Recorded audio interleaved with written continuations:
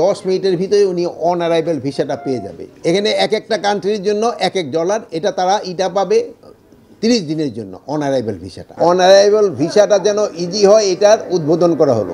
এখানে অনেকগুলি দেশে আছে যারা অন অ্যারাইভেল ভিসা পায়, কিন্তু এই অন অ্যারাইভেল ভিসা পেতে অনেক সময় ধরেন একটু সময় যায়, কারো 45 মিনিট 1 ঘন্টা এরকম সময় লেগে যায়। বাট এই সিস্টেমটা এখন যেটা করা হচ্ছে, এই সিস্টেমটা যদি কার্যকরী হলে এটা প্রায় 10 মিনিটের ভিতরে উনি অন অ্যারাইভেল ভিসাটা পেয়ে যাবে। এই জন্য অন অ্যারাইভেল এই ভিসাটা পাওয়ার জন্য ওনার কাজ হবে যে আমাদের অনলাইনে তারা যে তাদের ইনফরমেশনটা দিয়ে দিলে যে আমাদের এখান থেকেই তার কাগজপত্র সব ঠিক পেলে বলে দিবে, ওই একটা কোডও দিয়ে দিবে।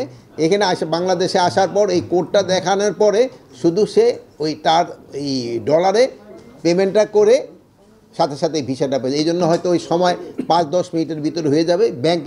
ব্যাংকিং চ্যানেলে যতটুকু সময় অতটুকুই শুধু লাগবে। এটাই আমাদের আজকে আপনাদের বলার উদ্দেশ্য, এবং এটা আজকে আমরা এখানে উদ্বোধনও করলাম।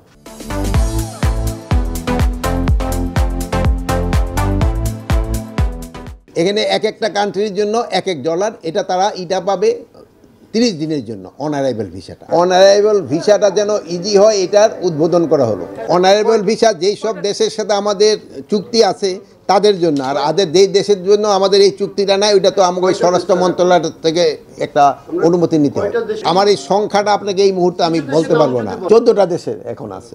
আগে ধরেন যে কারো 40 মিনিট লাগতো, 50 মিনিট লাগতো, 1 ঘন্টা ঊর্ধ্বে 1 ঘন্টা লাগতো।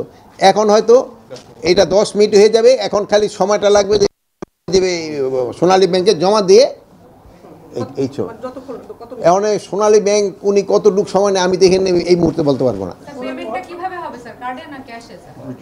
দুইটা সিস্টেমই থাকবে।